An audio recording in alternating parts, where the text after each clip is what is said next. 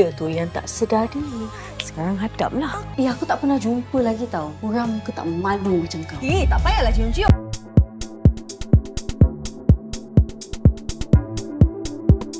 Humairah terkejut apabila melihat Amiruddin membawa seorang kanak-kanak perempuan bersamanya ke rumah. Sebelum sempat dia bertanya, Datuk Malik menyapa Amiruddin dengan mesra.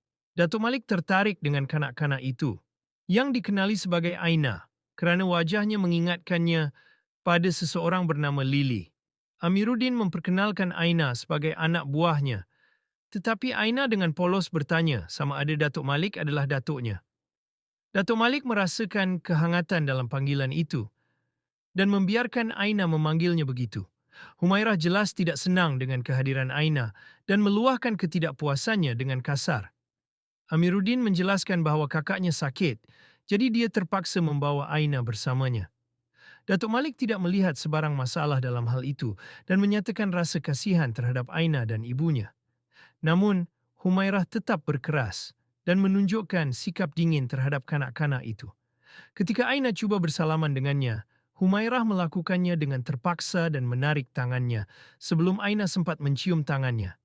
Keadaan menjadi lebih emosional apabila Aina menyebut nama ibunya, Lily, yang ternyata sama dengan nama seseorang yang penting dalam hidup Datuk Malik. Lebih mengejutkan apabila Amiruddin menyebut nama penuh Aina sebagai Aina Humairah, yang kebetulan sama dengan Humairah sendiri. Datuk Malik mula merasakan sesuatu yang ganjil dan hatinya berdebar. Ketika mereka hendak beredar, Datin Orchid tiba dan turut tertarik dengan Aina. Perasaan sebak melandanya kerana Aina mengingatkannya kepada Lily. Aina pula secara spontan memanggilnya nenek, membuatkan Datin Orchid semakin emosional. Ketika Datin Orchid ingin memberi Aina duit, Aina menolak dan menyatakan bahawa seluarnya koyak serta ibunya tidak mempunyai wang. Kejujuran Aina membuat semua orang tersentuh dan akhirnya Datin Orchid tetap memberinya duit sambil memintanya membeli seluar baru. Selepas mereka beredar, Datuk Malik menyebut nama ibu Aina, Lily, yang segera membangkitkan kemarahan Datin Orchid. Dia menuduh suaminya sebagai punca penderitaan anak mereka kerana menyerahkan Lily kepada seseorang bernama Amar. Perasaan kecewa dan kemarahan masih membelenggu hati Datin Orchid yang tidak dapat menerima bahawa Lily mungkin telah dipisahkan darinya.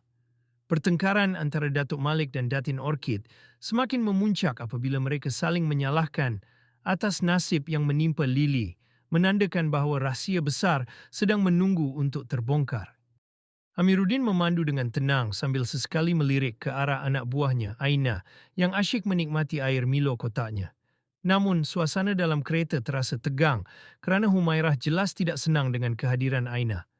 Amiruddin cuba meminta maaf, tetapi Humairah terus menyindirnya, menuduhnya membawa Aina untuk menarik perhatian keluarganya dan mendapatkan keuntungan. Amiruddin hanya diam, menyedari bahawa niatnya tidak akan difahami oleh Humairah. Dia hanya mengingatkan Aina supaya berhati-hati agar tidak menumpahkan minuman dalam kereta. Humairah semakin menyakitkan hati Amiruddin dengan mengutuk latar belakang hidup Aina yang miskin, seolah-olah budak itu teruja menaiki kereta mewahnya. Amiruddin dengan sabar menjelaskan bahawa Aina sudah biasa hidup susah dan tidak pernah mengeluh. Namun Humairah terus menukar topik dengan nada sinis, menyinggung soal Dahlia, wanita yang dipercayai mempunyai hubungan dengan Amiruddin. Dia menyatakan bahawa Dahlia jarang pulang ke rumah dan mungkin sudah mempunyai kekasih lain kerana tidak mungkin seorang wanita seperti itu setia dengan lelaki seperti Amiruddin. Walau dihina begitu, Amiruddin tetap tenang dan hanya menjawab bahawa jodoh sudah ditentukan oleh Allah. Setibanya di destinasi, Humairah masih tidak puas hati. Dia memberitahu Amiruddin bahawa dia akan pulang bersama Rafiq, tunangnya, dan mengarahkan Amiruddin mengambil keretanya esok pagi.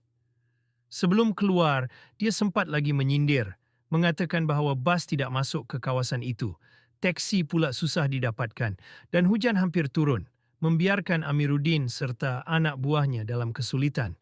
Namun Amiruddin tidak membalas, sebaliknya hanya mendukung Aina dan bersiap untuk pulang. Ketika hujan mula turun, Rafiq muncul untuk menjemput Humairah.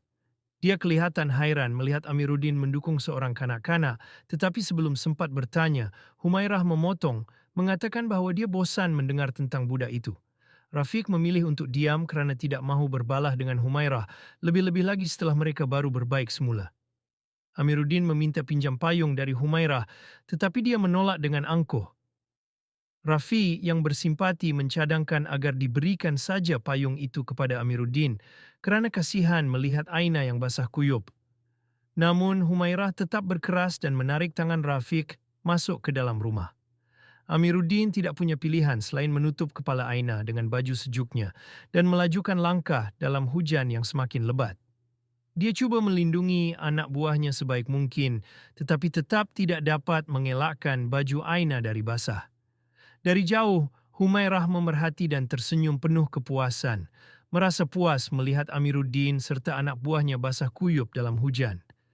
Baginya, ini adalah balasan buat Amiruddin kerana berani membawa Aina ke rumah keluarganya.